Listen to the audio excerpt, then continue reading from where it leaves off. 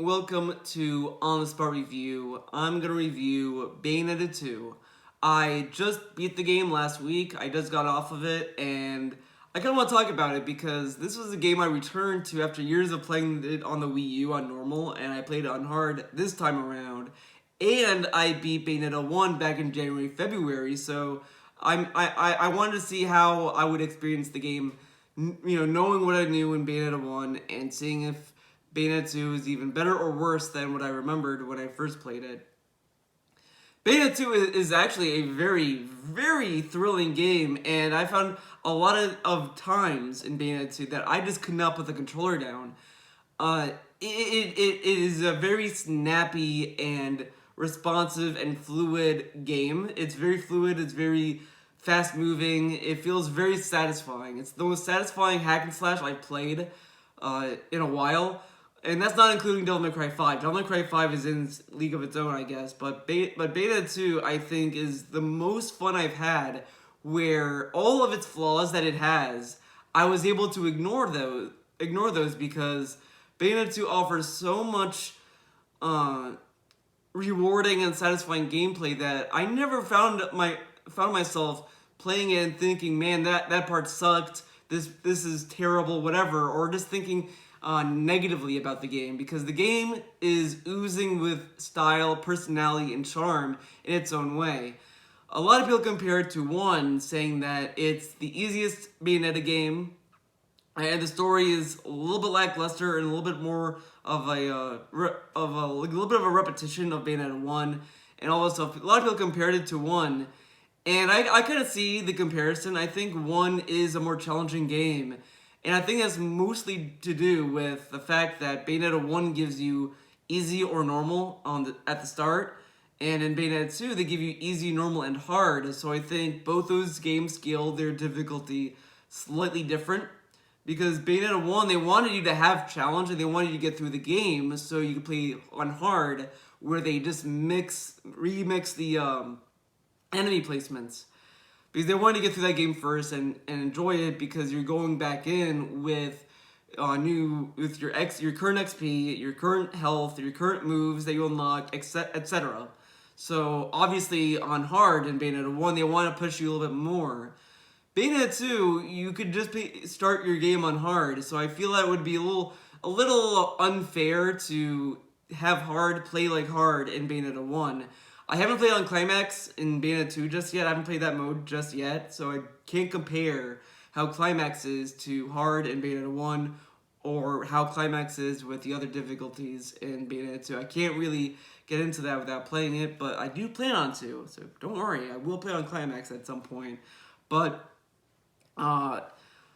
the challenge in Bayonetta 2, I think it's there. It's not as steep as Bayonetta 1. Like, there are just moments in Bayonetta 1 that just feel a little cheap, which is whatever. I mean, I can't necessarily blame the game or whatever. It's just my skill level at that point when I was playing Bayonetta 1. But I found myself wanting to push myself through that challenge and getting through it. So I enjoyed the journey of Bayonetta 1. 2, I think, is a different journey. It's a different kind of enjoyment you get out of it. I think both these games are going for 2 different kind of journeys of fun. 1 is this hack and slash that is challenging and rewarding and skillful. Bayonetta 2 is skillful and challenging in its own way, but I think it's more about giving you an experience of fluid gameplay, satisfying combat, that you could pull off which time in the air, on the ground, you can kick an enemy up in the air, do aerial combos, have these great startups, great finishers. They add a lot of stuff to Bayonetta in 2 that just make the game just a lot of fun and addicting to play it. And in a lot of ways, I feel that Bayonetta 2's shortcomings are easily overlooked by how much fun that game it just is pure fun. Bayonetta 2 is the definition of pure fun in a video game, where you could just pick up the controller, play Bayonetta 2, and not even think about the negatives. Like, there are just stuff that I feel that I didn't really love in Bayonetta 2, but the fun in the combat, the fun in the boss fights, to me, made me just not even think about how the how easy the game is in comparison.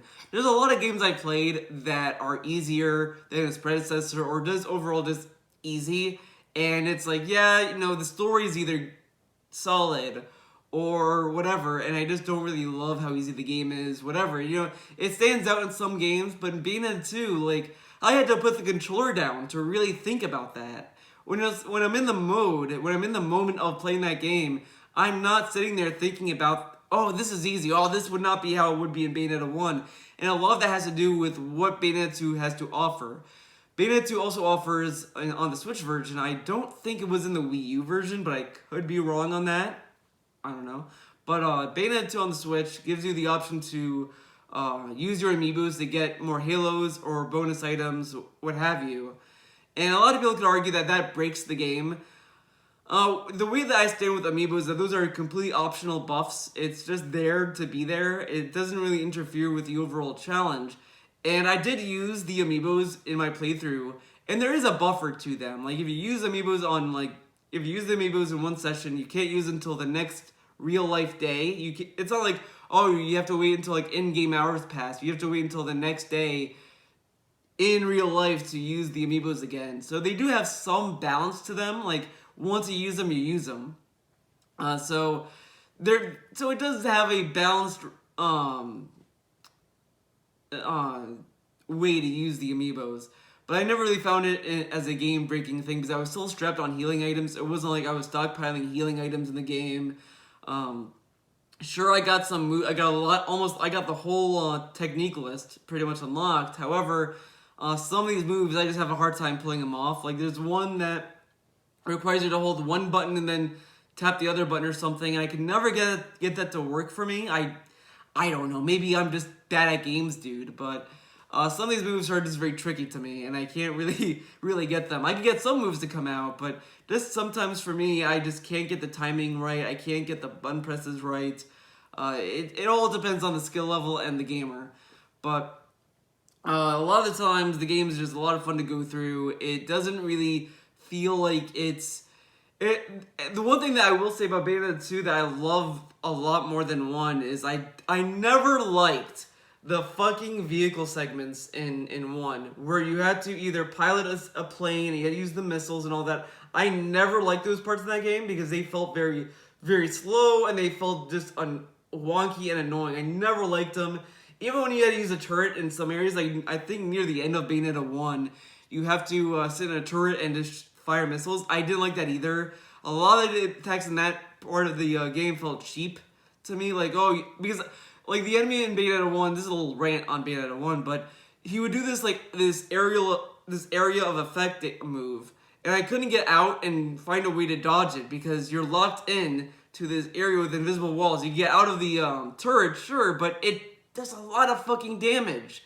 So it wasn't really fair in that regard.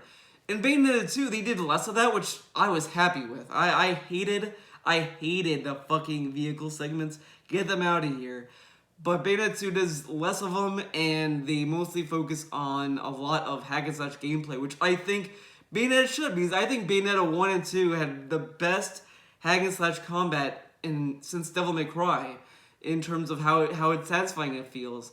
And these like vehicle segments just feel a little cheap, and it kind of feels not necessarily the same, but it feels as disappointing when you do the Batmobile stuff in Arkham Knight. It's like you have this great combat system in Arkham Knight, and we're doing the Batmobile for 90%. Not saying that Bayonetta 2 is on that same level, because as I said, like even those vehicle segments in 2 and even in 1 to a degree, I was able to overlook those because the game offered so much fun in terms of what the enemies that threw at you, what it asked of you to do. The secret missions in Bayonetta 2, I think, are fun. They're possible. I think they're more lenient in some ways than 1 was, if I remember 1 correctly. The one thing is that there's some that I still just don't like, and that's not really saying that those secret missions were bad. It's just that they weren't stuff that I could even do very well. Like there's one where you have to stay on a column, you couldn't touch the ground for 1 second or whatever, and you can't touch the ground at all. So they give you this like stone column. You have these small enemies you destroy very easily. Then they drop a boss enemy or or a mini boss enemy, and he just destroys that. And I just can't stay in the air long enough. And that's again that's a error that's on me. But they have a lot of these secret missions that are very skillful in that regard, which is good. I do think that these secret missions should be challenging to push you to get these hidden treasures. But for the most part, a lot of these are very. I would say maybe 80% of these secret missions are very easy. Like there were some that were just like okay, like I feel like if I could do them, then they couldn't be that hard. The ones that I couldn't do, I felt were more challenging and more lean to skillful players. While a lot of these just feel a little bit more fodder to me, but. Uh, that's not necessarily bad either. I think there could be a better balance with it, Like I think having too many easy secret missions and very few challenging secret missions isn't a good ratio to have. I think it should I kind of think it should be 50-50. I think you should get enough of the easy secret missions for casuals or people who are just not that adept at the gameplay. Then there should be 50% for those who really want to get everything. I think there should be a little bit more of a better ratio with what those secret missions entail. Some of the secret encounters as well that are not in the secret missions are kind of fun to find. Like some of them you don't really think about. Oh, this isn't going to be an enemy area. Then it is. There's also moments where I was going through chapters and I didn't realize that there were some hidden encounters that I missed out on, which I liked. I like that that these games, Bayonetta 1 and 2, encourage you to go back and search every area for these secret missions or these secret encounters that you might not have seen on your first playthrough. I do love that a lot in Bayonetta 1 and 2. Bayonetta 1, I think, is a little more stricter with that. I think their grading scheme was much more harsh. When I first played it the very first time on the PS3, then I played on the Wii U for Bayonetta 1, I was getting a lot of stones as rewards. It's like, oh, here's a stone. And I was like, what the fuck? What do you want me to do, game? Come on. But then, when I go to Bayonetta 2, like, they seem to... Oh, the first time I played Bayonetta 2 on the Wii U, I thought it was a little bit more rewarding or lax with the scaling. It's like, okay, bronze, bronze, bronze, silver, bronze, bronze, bronze. I would get some stones in some areas, but for the most part I was getting bronze or silver. For some reason on the Switch, I just couldn't catch a break. I kept getting stones, but I think that's mostly to do with I relied heavily on items this time around. And Bayonetta 2 on the Wii U, I never used the amiibos in that game because I don't think it even offered them. But even if it did, I never used it. So I think I was actually pushing myself to not use items in that playthrough. While on hard on Bayonetta 2, I had somewhat of a reliance on items and a little bit of reliance on money, but at the same time, with that said, I didn't have an easy time either. I didn't, blow through the game.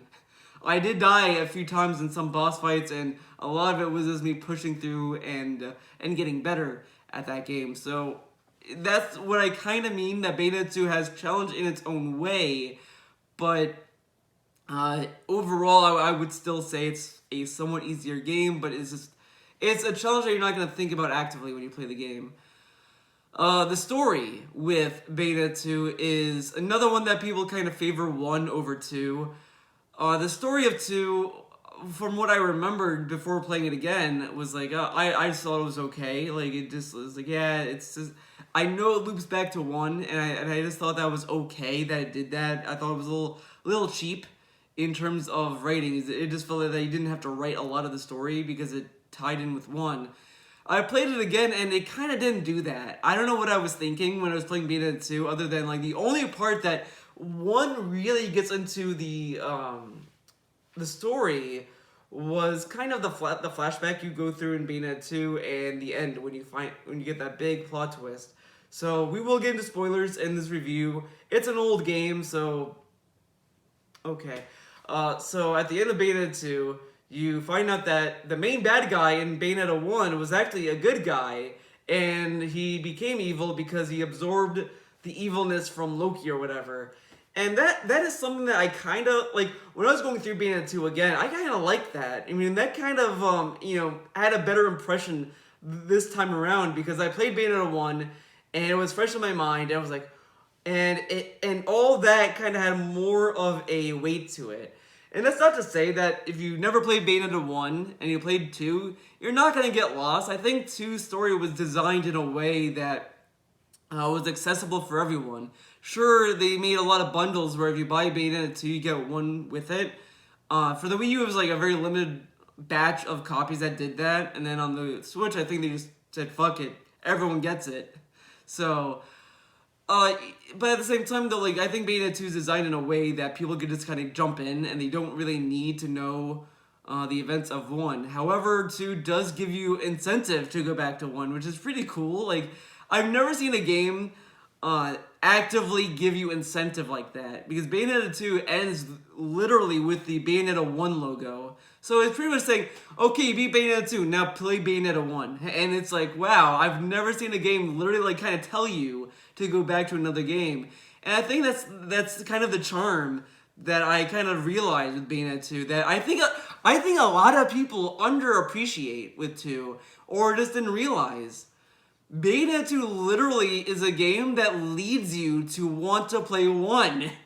And that to me is awesome, because 1 is this cult classic of a game that has a lot of weight to it, and 2, like, it's good and it stands on its own, but it wants you to get back into that. It's like, okay, you play Bayonetta 2, you know what this is about. Go play Bayonetta 1, see what a real game is almost. I mean, it's kind of cool to see a game actively, like, kind of want you to play the other game. Because a lot of games innately wants you to kind of play the new games, they want you to move forward and all that, and they leave it to you to want to play the other games. Like, if you play MGS2, like, yeah, you don't want to go back and play MGS1. It's all on the gamer. But Bayonetta 2 actively kind of gives you these little incentives to go back to 1. And I think that is very charming in how it tells the plot, how it delivers the plot. It feels fresh, it feels like it can stand on its own, but it's like... I don't know, it's like, it's kind of like a, oh my god.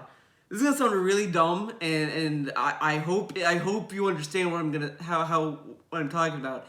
It's like you have a brother, a little brother. You're the little brother. You have an older brother that is like, he does cool shit, whatever.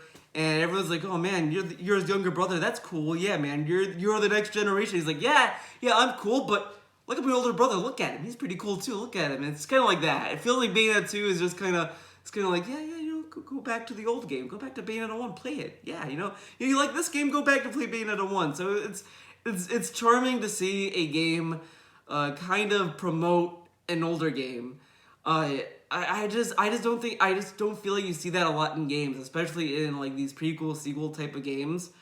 So I like Bayonetta 2 in how charming that game is as a whole, and I think that's honestly what. A lot of people compare Bayonetta to Devil May Cry as well, because Kamiya did Devil May Cry 1 and he did Bayonetta 1 and he kind of worked on 2 as well. And so a lot of people obviously made that comparison. And I like Devil May Cry, don't get me wrong, I'm not gonna really shit on them, but I think Bayonetta does have a better like style and charm than Devil May Cry. Devil May Cry 1, 3, 4, and 5 are fun games. They stand on their own. It's like, yeah, great hack and slash. I like the characters, I like the story.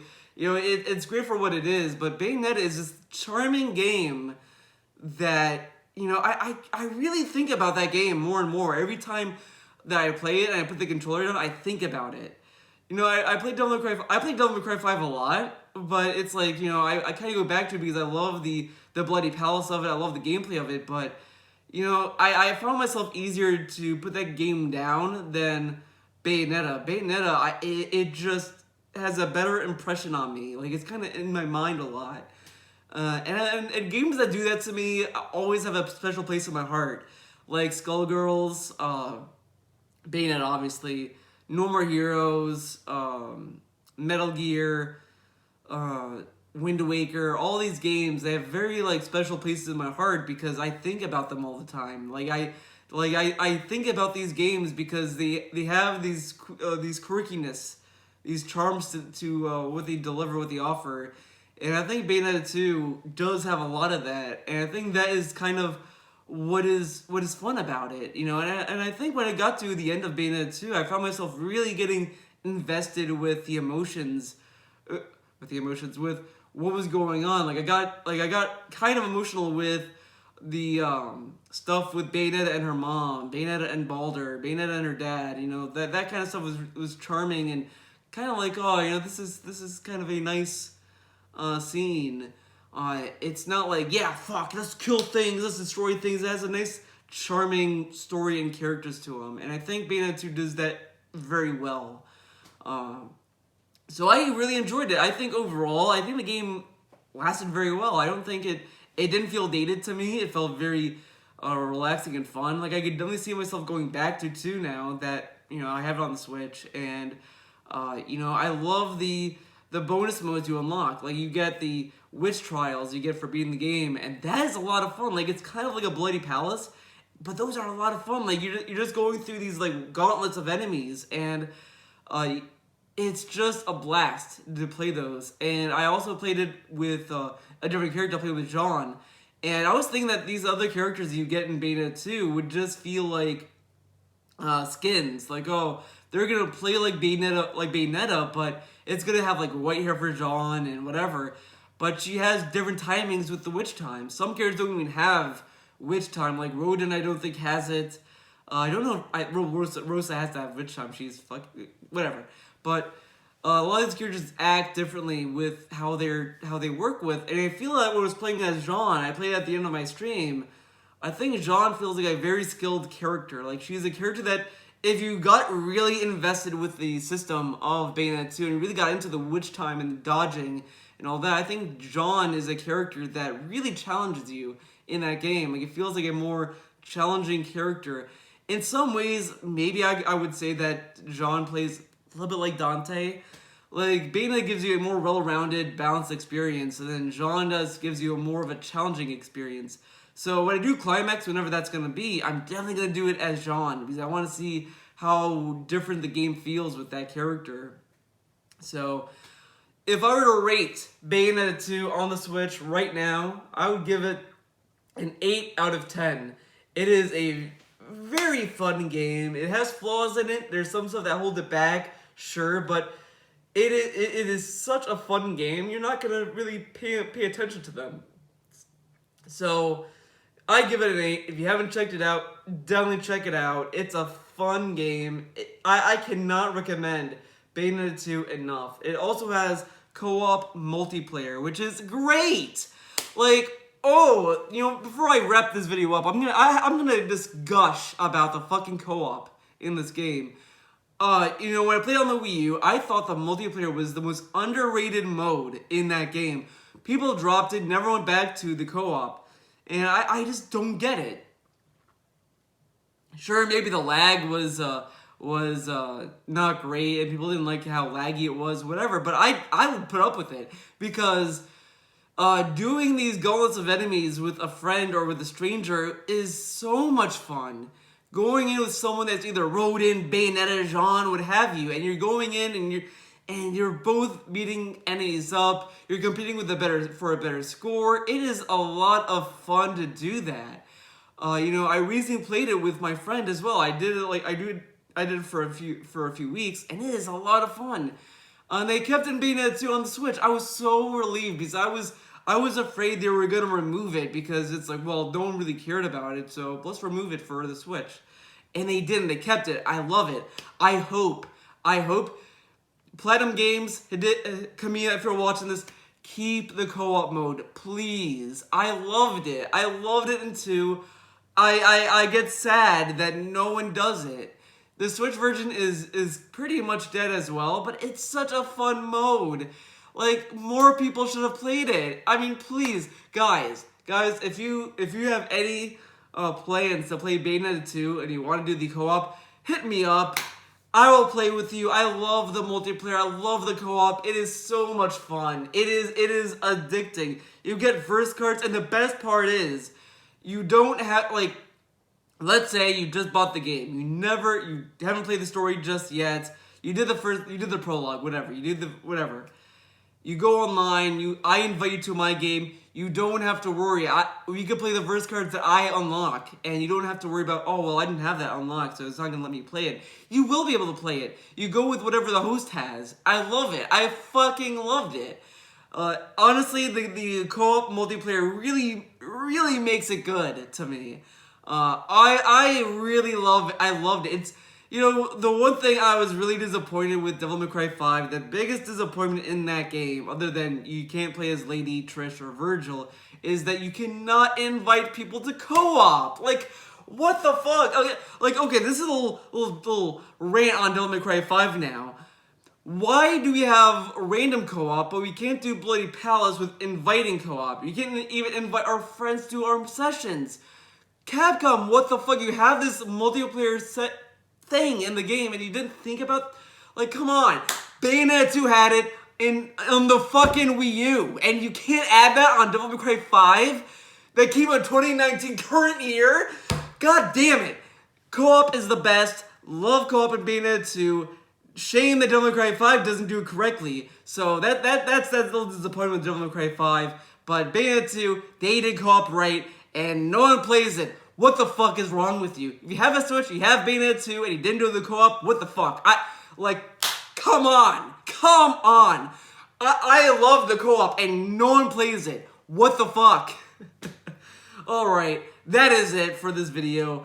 Thank you for watching. Hope you enjoyed the return of On The Spot Reviews. These were a video series I did on my original channel, Theo Does Videos. I figured I should bring them to this channel to see how they do. I think a lot of people... I like doing these on-the-spot reviews as well. I added all of the on-the-spot reviews from my old channel to this channel as well in the playlist, so you can check those out as well from the movies I watched in 2017, I think. But I'm gonna be doing more of these. I'm gonna open it to more than just movies. I used to just do movies for these on-the-spot reviews. Now I'm gonna, obviously, it's gonna be about video games, TV shows, what have you, will be featured in these videos now. So, hope you enjoy these on-the-spot reviews. Thank you guys for watching. You know, I really appreciate all you guys' viewership and watching these videos and enjoying them. So, hopefully you still enjoyed these videos. Thank you for watching. I will see you in the next one.